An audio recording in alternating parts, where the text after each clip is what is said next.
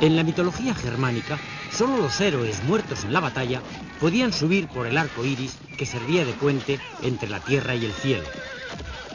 Puede que las almas de los valientes pudieran cruzar este arco iris, pero lo que es seguro es que los cuerpos de los vivos tenían necesidades más terrenales, como la de cruzar los ríos.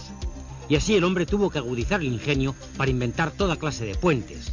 Si el río que había que atravesar era como este arroyo, el problema era más bien sencillo. Pero otra cosa bien distinta era construir puentes sobre ríos más grandes. ¿Pero cómo los hicieron? ¿Cómo hicieron los romanos, por ejemplo, un puente como este, capaz de aguantar 20 siglos? ¿Cómo se hacen hoy los puentes modernos? Los hombres, usando la ciencia y la tecnología, hemos sido capaces de crear puentes útiles y hermosos. Para ser unos buenos ingenieros, tenemos que ser capaces de idear estructuras, por una parte muy resistentes y por otra parte con la menor cantidad de material posible.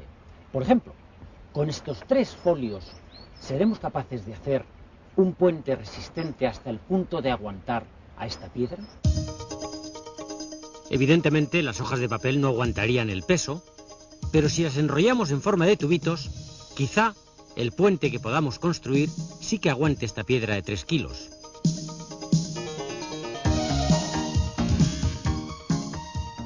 Colocamos los 3 tubitos encima de una estructura de madera y vamos a ver si la piedra realmente es soportada por este puente. Increíble, pero cierto, lo soporta.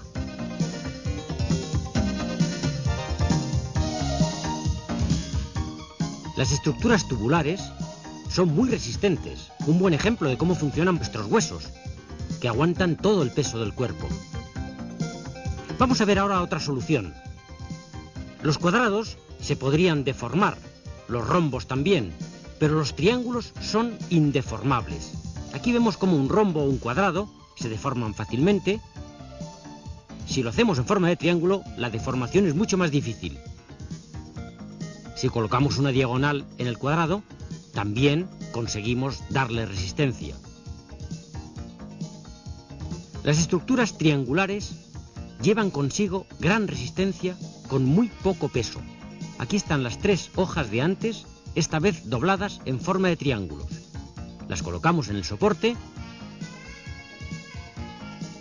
y vemos que efectivamente aguanta el peso de la piedra. Los pájaros y los aviones necesitan tener el mínimo peso posible para poder volar. Ellos usan los triángulos dentro de las secciones de las alas. Es como si los ingenieros copiaran siempre de la naturaleza. Y ahora vamos al más difícil todavía. Con 3 tablas como estas, tenemos que construir un puente de 1 metro que aguante el peso de un alumno. Las colocamos tal cual.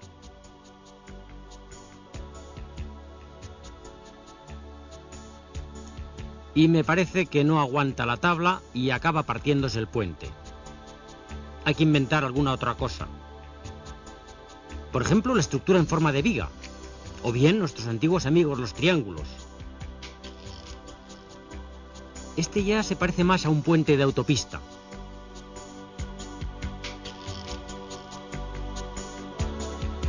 Siguen siendo las 3 tablas de antes, pero ahora aguantan perfectamente el peso.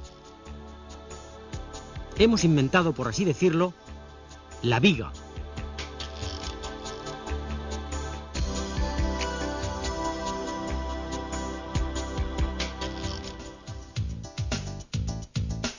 ¿Y los puentes romanos? ¿Por qué no se caen? Si los romanos descubrieron este sistema, nosotros no vamos a ser menos. Vamos a intentarlo.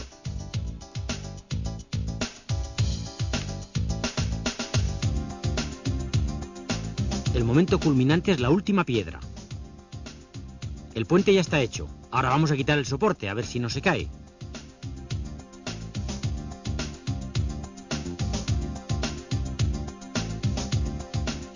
Así es como un puente de piedra se mantiene sin cemento ni argamasa. No se cae, ¿pero por qué? Si descomponemos la fuerza peso de la pieza central, vemos que ejerce fuerza sobre las piezas 2 y 3. Y así sucesivamente, hasta que los extremos acaban clavándose, por así decirlo, en el suelo.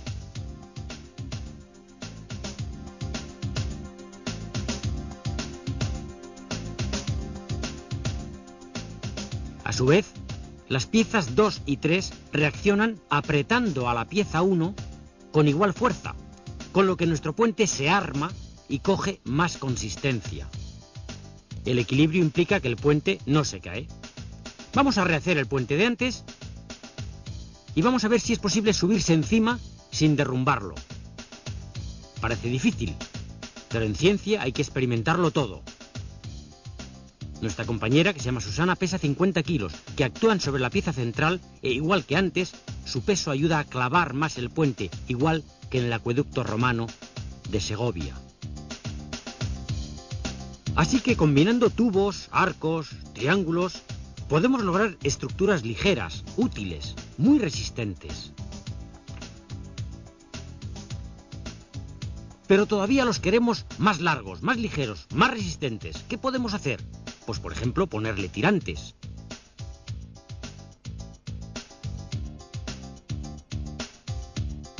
Este es el famoso puente Golden Gate, que logra cruzar la enorme bahía de San Francisco. Si el puente se mantiene en equilibrio, tiene que cumplirse que la suma de todas las fuerzas que actúan sobre él sea nula. El enorme peso de la parte central del puente es equilibrado por las tensiones de los cables que están sujetos a los anclajes de los extremos de la bahía. Aquí, las enormes torres aguantan los cables, pero ¿qué efecto tienen los cables sobre ellas? A veces sabemos mucho más de lo que creemos. Fijaros en algo tan sencillo como colocar una tienda de campaña. Pues bien, al tensar la tienda, actúa una fuerza hacia abajo sobre el palo que lo clava dándole estabilidad. De igual manera ocurre en el puente. La suma de las dos tensiones del cable comprimen a la torre con una fuerza enorme, clavándola en el fondo de la bahía. Por eso, la cimentación debe de ser muy buena para que ejerza una fuerza igual y de sentido contrario y no se hundan esas torres. Volvamos al laboratorio. Vamos a ver ahora cómo en nuestro puente los laterales son los que hacen la función del anclaje de antes, pero se mueve mucho, parece un puente de quita y pon. Hay que darle de alguna manera estabilidad mediante estos tirantes de cuerda que son como los cables de antes. Vamos a ver cómo estos cables le dan algo más de estabilidad al puente. Si hubiera anclajes laterales, el puente sería perfectamente estable. En la realidad, y aunque cueste creerlo, los puentes se construyen exactamente igual. Primero se cimentan bien tanto las torres como los anclajes de los lados. Podemos ver que efectivamente tienen que tener enorme resistencia para aguantar el peso del puente.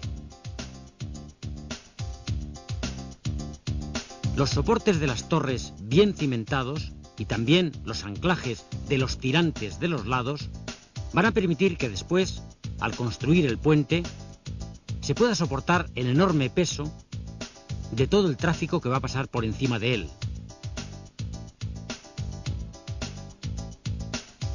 Estos son los cables, los tirantes, a su vez formados por agrupación de cables mucho más pequeños y apretados entre sí para darles más resistencia.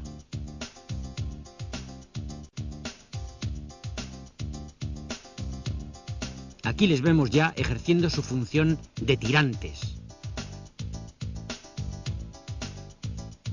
El puente queda literalmente colgado de estos cables y ya solo falta unir la pieza central.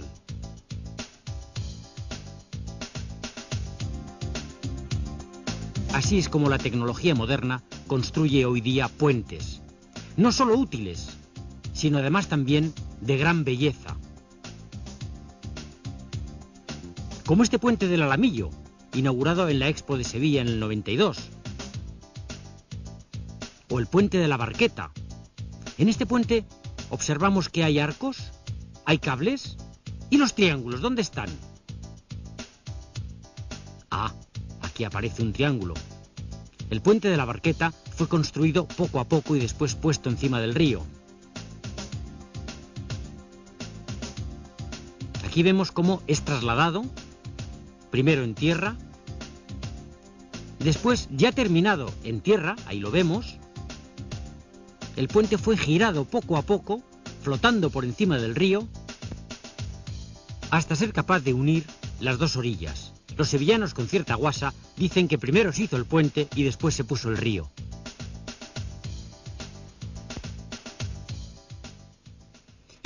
A pesar de los grandes avances tecnológicos, la naturaleza juega a veces malas pasadas. En el año 1939, solo unos meses después de su inauguración, este puente sobre el río Tacoma, en Estados Unidos, comenzó a oscilar, al entrar en resonancia con un viento de solo 64 kilómetros por hora.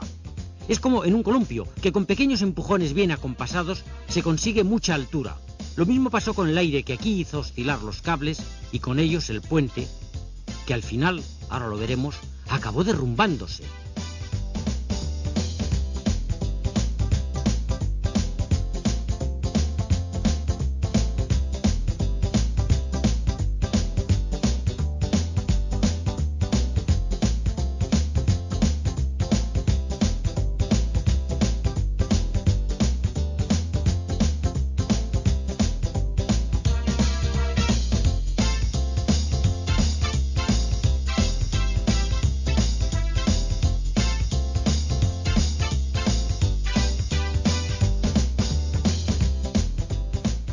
¿Podría pasarle lo mismo a nuestros puentes?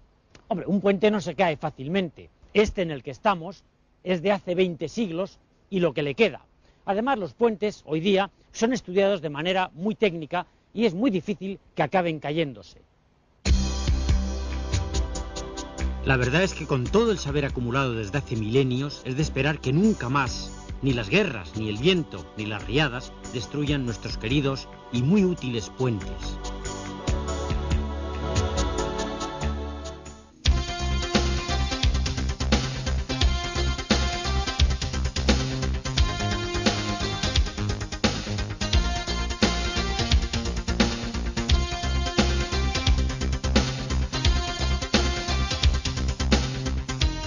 Recuerda que las fuerzas que actúan sobre un puente tienen que estar equilibradas. Utilizando tubos, arcos, triángulos y cables, conseguimos puentes cada vez más largos, ligeros y resistentes.